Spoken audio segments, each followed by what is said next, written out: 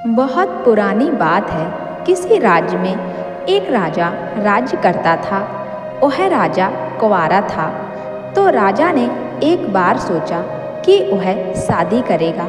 तो सबसे पहले यह खबर उसके नाई को दी गई। उसके बाद उसके रात के पहरेदार को और उसके बाद उस शहर की सबसे बूढ़ी स्त्रियों को दी गई। नाई ने यह खबर अपने सब जानने वालों को दी, जिन्होंने यह खबर अपने सब दोस्तों को दी।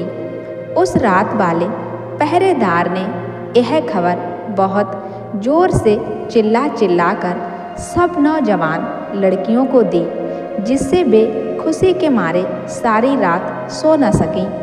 बड़ी बूढ़ी स्त्रियां नौजवान लड़कियों को हमेशा याद दिलाती रहीं कि राजा ने शादी करने का फैसला कर लिया है।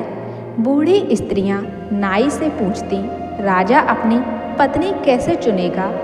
तो नाई जवाब देता, राजा के लिए अच्छी पत्नी ढूंढने के लिए तो मुझे बहुत मुश्किल होगी।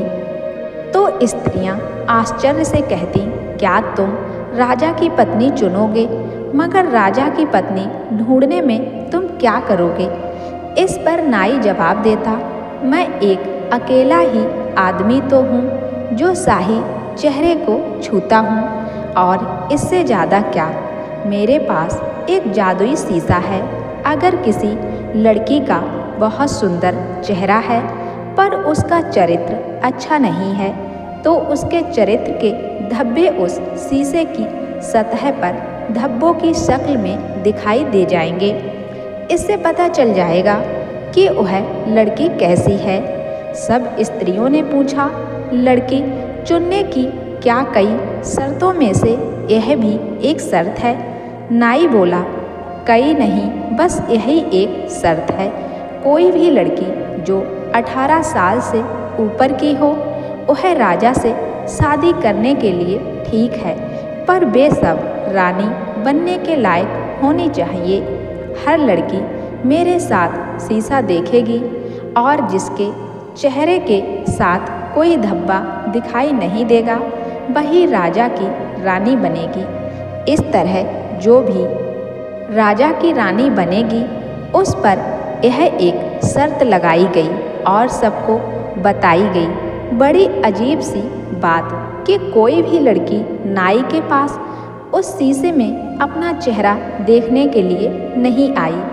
दिन और हफ्ते निकलते चले गए और राजा को अभी अपनी पत्नी को पाने का कहीं कुछ अता पता भी नहीं था। कुछ स्त्रियों ने, कुछ लड़कियों ने नाई के पास जाने के लिए कहा भी कि वे वहां जाकर उस शीशे में अपना चेहरा देखें, पर किसी की ऐसी कोई हिम्मत ही नहीं पड़ी। राजा बहुत सुंदर था, उसकी प्रजा भी उसको बहुत प्यार करती थी, इसलिए यह एक बड़े आश्चर्य की बात थी कि उसके दरबार में आने वाली कोई भी लड़की उसकी पत्नी बनना नहीं चाहती थी। बहुत सारी लड़कियों ने बहुत सारे बहाने बनाए, जैसे कि कुछ ने कहा कि उनकी शादी तो पहले ही पक्की हो चुकी है, कुछ ने कहा कि वे नाई की दुकान में जाना ही पसंद नहीं करती, तो कुछ ने अपनी दोस्तों को कहा कि वे अकेली रहना ज़्यादा पसंद करेंगी। हर सुबह राजा नाई से पूछता कि क्या कोई लड़की उसके शीशे में अपना चेहरा देखने के लिए आई थी, पर नाई का जवाब वही रहता कि बहुत सारी लड़कियां तो यही देखती रहती हैं कि दूसरे कितने लोग उसकी दुकान के अंदर आते हैं, पर वे खुद नहीं आती। राजा नाई से बोला, क्या इस देश में कोई ऐसी लड़की नहीं है जो राजा की पत्नी बन सके? मुझे मालूम है कि दूसरे देशों के राजाओं को शादी करने में कोई मुश्किल नहीं पड़ती, फिर मुझे इतनी मुश्किल क्यों पड़ रही है? नाई ने जवाब दिया, महाराज, एक बात संभव हो सकती है। पहाड़ों की तरफ एक भेड़ चराने वाली रहती है, वह इस शीशे में देखने का खतरा मोल ले सकती है। पर क्या आप उतनी गरीब लड़की से शादी करेंगे? राजा बोला, ठीक है, उस भली भेड़ चराने वाली को आने दो और मेरे दरबार में उसको अपने शीशे में अपना चेहरा देखने दो। तो नाई उस भेड़ चराने वाली को लेकर दरबार में आया। सारे शहर में यह ढिंढोरा पिटवा दिया गया कि आज दरबार में एक भेड़ चराने वाली का इम्तिहान लिया जाएगा। तुरंत ही शाही दरबार शानदार स्त्रियों से और राजा के परिवार के लोगों से भर गया।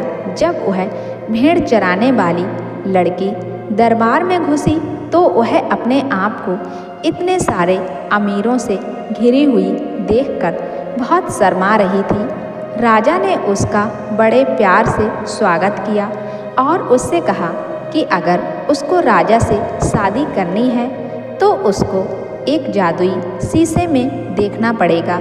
अगर उसने कभी भी कोई भी बुरा काम किया होगा तो यह शीशा उतने ही धब्बे अपने ऊपर दिखा देगा।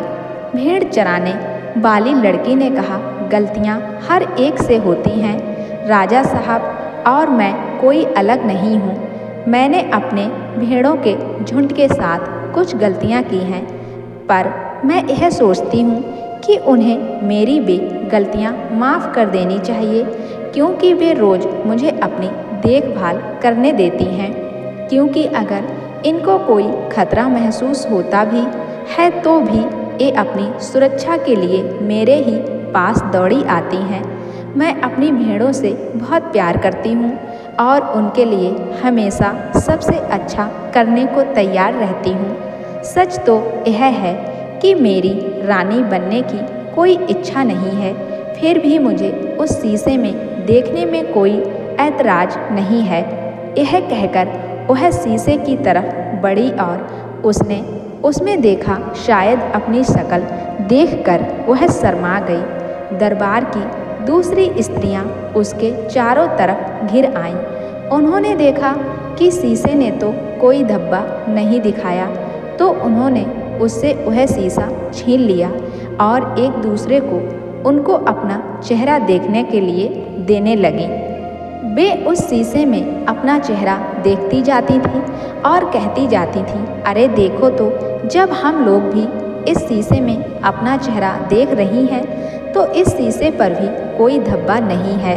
लगता है कि यह कोई जादू का शीशा नहीं है, बल्कि ऐसे ही सादा सा शीशा है।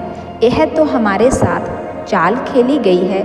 राजा बोला, ओ स्त्रियों, तुम सब लोग ठीक कहती हो, इस शीशे में कोई जादू नहीं है, पर अगर तुम लोगों में अपने चरित्र में उतना ही विश्वास होता जितना इस गरीब भेड़ चराने वाली लड़की को है, जो अब मेरी रानी बनने जा रही है, तो तुम लोगों ने शीशे में देखने से कभी मना नहीं किया होता। अब मुझे मालूम हुआ कि मेरी पत्नी तुम सब लड़कियों में से सबसे अच्छी है।